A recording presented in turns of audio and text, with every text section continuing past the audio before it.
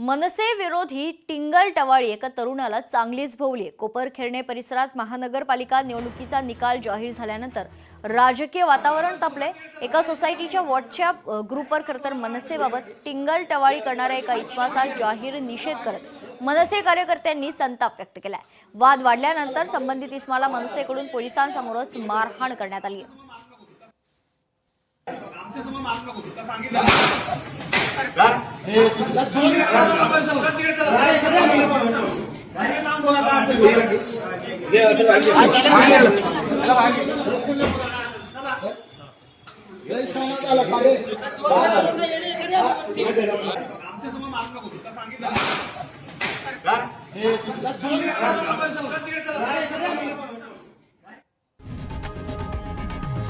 लोकशाही मराठी ऐका, पहा, जागरूक रहा।